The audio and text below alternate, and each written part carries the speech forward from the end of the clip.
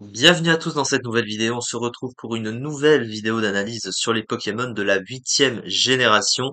Et on continue, bien sûr, avec pour cette fois-ci Ixon, qui est un Pokémon que je trouve en design déjà assez stylé et c'est une évolution assez spéciale également, hein, puisqu'en fait c'est l'évolution de l'Inéon de Galar, hein, puisque l'Inéon, on connaît le Pokémon de la troisième génération, et bien il a obtenu une forme de Galar, sauf que le Linéon de base de la 3G n'a pas d'évolution, mais le Linéon de Galar, qui est une forme régionale du coup, a obtenu une forme du coup évolutive, une dernière, et il s'agit du coup de ce fameux Ixon.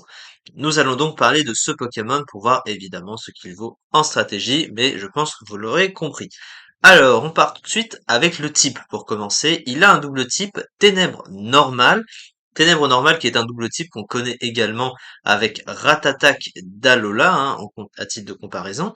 Alors, qu'est-ce qu'il vaut ce type globalement en stratégie? Alors, défensivement, c'est un type qui est pas incroyable globalement. Alors, pourquoi est-ce que c'est pas incroyable? C'est parce qu'en fait, les deux s'apportent pas grand-chose en fait. Le type normal, déjà de base, le type normal, lui, si on le prend séparément, il est mauvais en stratégie parce qu'il n'a pas de synergie dans une team, autant défensive que offensive. Mais défensivement, le truc, c'est que le type normal, de base, il a une immunité au type spectre et une faiblesse au type combat. Voilà, c'est la seule chose qu'il a, il a pas de résistance autour. Mais le problème, c'est que le type normal, lui, il a déjà une résistance spectre, donc il va pas s'apporter grand chose avec le type normal, puisque il va gagner une immunité, mais finalement le type ténèbres est déjà résistant au type. Ça va donner une immunité au type psy quand même à côté et une résistance ténèbres, mais à côté ça cumule en fait les faiblesses du type ténèbres et le type normal ne va pas en annuler. Au contraire, ça va donner même une double faiblesse au type combat qui est extrêmement gênante en stratégie. On le sait, c'est un des types de coverage les plus populaires du jeu. Un des trois types de coverage super efficace sur le fameux type acier, évidemment. Donc bon, hein, c'est vraiment mauvais. Et à côté, il a les faiblesses, les deux autres faiblesses du type ténèbres, au type insecte et fée, qui sont des types très vus, la faiblesse à demi-tour notamment, et la faiblesse fée qui est évidemment très gênante. Offensivement, c'est bof. Alors en apparence, ça semble pas, parce que c'est pas un double type qui est beaucoup résisté malgré tout. On remarque qu'il y a que 17 Pokémon dans le jeu, oui, qui résistent seulement à ce type, mais en fait, c'est que les deux types ensemble sont pas beaucoup résistés, parce que le type Ténèbres, il n'y a pas beaucoup de Pokémon de type, pardon, qui résistent. Le type normal, à côté, il n'y a pas non plus beaucoup de types qui résistent, le type roche et le type acier, mais le type ténèbres est devenu neutre sur le type acier notamment, depuis que le type fée est apparu, mais le type fée résiste au type ténèbres, le type normal est neutre sur le type fée. Donc en fait, il s'apporte juste un excellent coverage neutre. Vous voyez, il y a 889 Pokémon qui tombent au moins sur le neutre, pratiquement l'entièreté du jeu. Donc avoir une attaque de type normal et une attaque de type ténèbres, ça a quand même une combinaison neutre excellente, mais ça s'arrête là parce que derrière, offensivement, le type normal est super efficace sur rien, donc il ne va rien apporter non plus offensivement en termes de coverage super efficace au type ténèbres en fait globalement, mais après ça a quand même une bonne couverture neutre, ce qui fait que tu peux spammer les deux stabs ensemble et qu'il n'y a pas vraiment beaucoup de Pokémon qui vont pouvoir venir dessus. Les seuls, alors ceux qui vont pouvoir venir du coup on a Tyrannosif quand même, Scalproie, Terrakium, Cobaltium, Lucario, des Pokémon qui sont un peu vus quand même, notamment Scalproie ou Tyrannosif ou du coup Terrakium. Mais voilà, globalement, et puis bon, ça reste des Pokémon, il y a notamment Terrakium hein, qui est de type combat, mais du coup, bah ça fait quand même un double type qui offensivement tient la route, hein, parce que bon, il n'y a pas beaucoup de Pokémon qui vont quand même pouvoir résister au stab, même si ce sont pas des types qui séparément sont incroyables à côté. Alors du coup, ensuite, qu'est-ce que ça donne au niveau des talents du Pokémon? Alors le premier talent, c'est Acharné.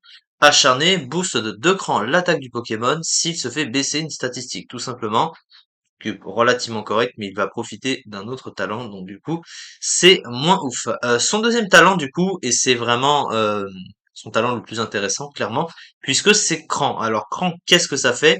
Eh bien, ça donne 50% de boost sur toutes ses attaques physiques s'il se fait statue, tout simplement, et s'il se fait brûler, ça ignore la division normalement par deux des dommages physiques quand tu te fais brûler.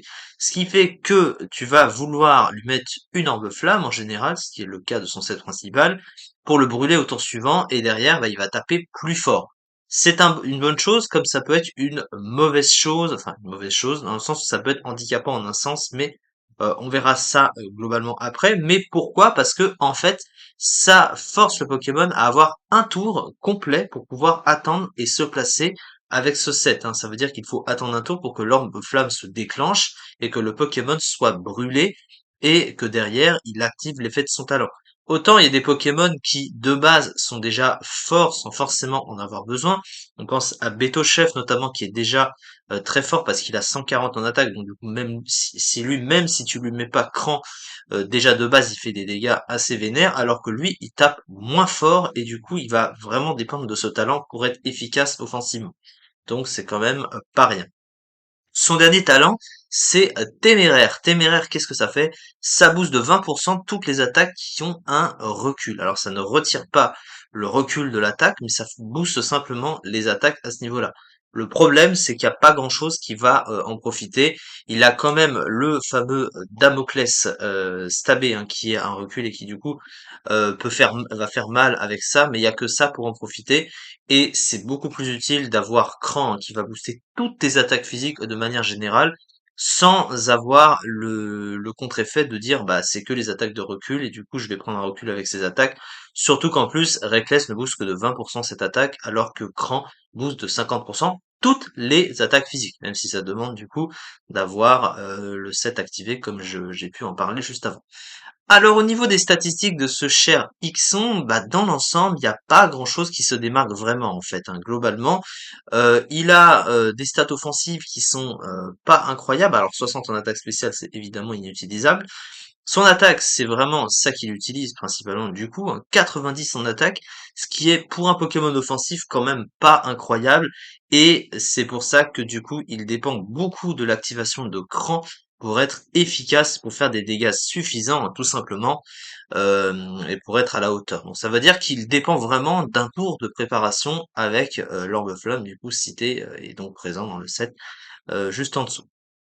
À côté, au niveau du bulk, il a un bulk qui est relativement correct, hein. Il a quand même 93 de PV, qui est une bonne base CV globalement. 100 de défense, 80 en SPDF, donc il peut tanker les coups sur le physique globalement.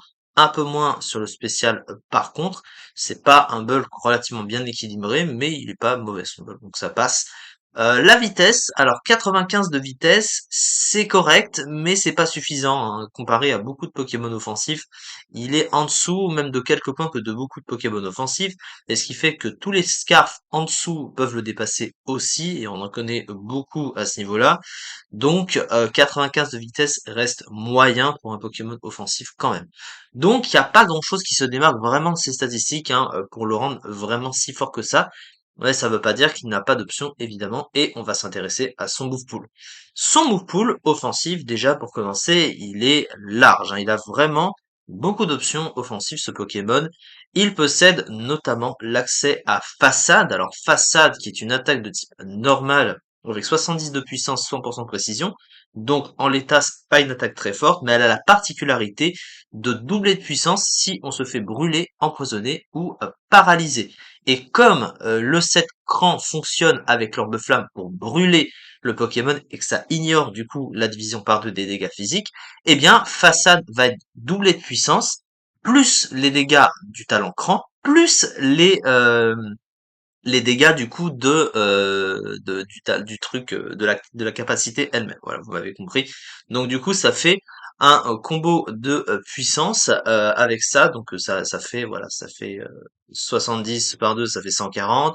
210 du coup avec le stab, vous rajoutez 50% de puissance, donc ça fait une puissance qui est relativement très bonne. Donc mine de rien, avec ça, il est capable d'infliger de gros dégâts. À côté, il possède plein de moves offensifs assez cool. Il a aussi sabotage stabé, donc un petit sabotage stabé avec l'activation de cran, ça peut faire de bons dégâts aussi.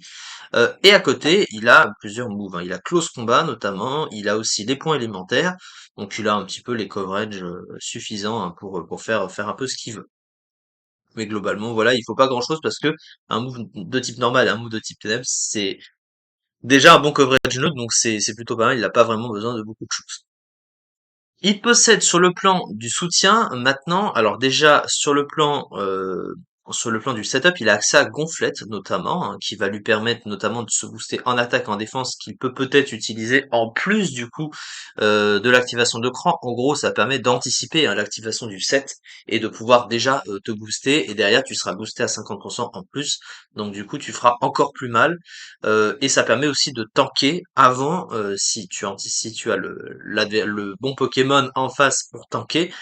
Euh, du coup, pour recevoir une attaque et derrière activer ton orbe flamme et derrière avoir assez de points de vie finalement pour pouvoir taper et dépasser déjà les Pokémon offensifs en face, mais pouvoir taper à ce niveau-là. Donc du coup, voilà, il a aussi accès à quelques petits moves. Il a un move signature aussi hein, qui est Obstruct, c'est-à-dire blocage, je crois en français. En gros, c'est un abri, mais qui va faire que quand il reçoit une attaque de contact sur l'abri, eh bien, ça baisse la défense du Pokémon inverse de 2 crans. Ça ressemble en équivalent un peu à comment ça s'appelle le move de blindé pique là. Pico défense, voilà, Pico défense, ça fait à peu près la même chose. Bouclier royal, ça baisse l'attaque en contrepartie, mais voilà, c'est un effet d'abri face à un abri qui, quand tu vas taper dessus, va faire un contre-effet derrière. Donc voilà. Il a aussi accès à Parting Shot, hein, notamment, qui va baisser l'attaque et l'attaque spéciale de l'adversaire d'un cran, et qui va permettre, comme l'effet demi-tour, de pouvoir switcher gratuitement et partir du terrain. Donc là, c'est plutôt pas mal. Donc, globalement, il possède quand même de bonnes choses sur le plan mouvement. Il n'a pas vraiment trop de soucis, surtout pour aller avec son rôle offensif, mais en soi, c'est pas vraiment que ça qui va lui poser problème. Euh, et du coup, aussi, le problème de ce Pokémon, c'est les points de vie. Alors oui, les points de vie, pourquoi? Parce que, bah, en gros, il n'a pas de bon move de soin, ce Pokémon. Vous voyez que son set principal, c'est un set repos blabla dodo. Ce qui est assez triste parce que en gros, eh bien, la brûlure qu'il va s'infliger avec l'Amblefin, va lui mettre des dégâts de grade. Tous les dégâts de grade en fait qu'il va prendre, il va pas avoir suffisamment de points de vie pour tenir et pour continuer à taper en fait. Et il suffit d'un Pokémon plus rapide, d'un Pokémon et d'ailleurs si jamais il n'a pas pu se placer avec son orbe flamme, parce que sans l'orbe flamme et sans l'activation de cran, il fait vraiment pas assez mal. Et du coup, bah, il faut qu'il puisse se placer déjà un tour sur le terrain, ça laisse largement l'adversaire se placer, mettre un Pokémon pour taper, hein, tout simplement. Et vu les faiblesses qu'il a, notamment un type combat, tu auras facilement un Pokémon de type combat ou un Pokémon avec une attaque combat. Pour passer ce truc, il suffit d'un Pokémon très bulky qui puisse le tanker et taper derrière aussi. Voilà, ça fonctionne. Surtout qu'il a des faiblesses très gênantes, donc c'est assez facile. Donc il manque de stats ce Pokémon et il est trop dépendant de son set finalement pour être utilisable. C'est pour ça que malheureusement il risque d'être moins bon dans certains cas. Et du coup s'affiche stratégique. Des statistiques globales, des centres de talent utiles, cran et acharné, un accès à sabotage et une attaque signature utile obstruction. C'était obstruction, c'était pas blocage. Mais je crois que ça s'appelle blocage. Ou alors je me suis trompé.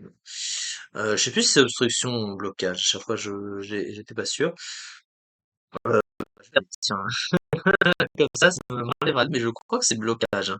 Bah, c'est blocage, voilà. Hein. Alors, parce qu'on parle de la même attaque aussi.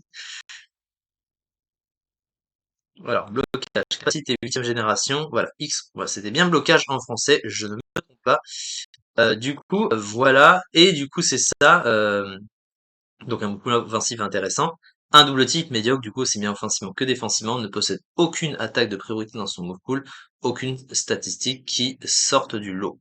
Et du coup, malheureusement, ce Pokémon, eh ben, il est bas dans les tiers en fait. Hein. Du coup, il n'atteint que la 96e place de l'Underuse, il en a même été banni, hein. Enfin il était dans le tiers d'en dessous, il était en Rare Use et il a été banni, du coup parce qu'il devenait quand même trop fort pour le Rare Use à cause de son set principal, mais en Underuse il est pratiquement pas joué, hein. Donc du coup il a un petit peu le cul entre deux chaises ce Pokémon, et c'est ça du coup pour cette vidéo sur Ixon, on se retrouve du coup prochainement pour la suite des analyses sur les Pokémon de la 8e génération.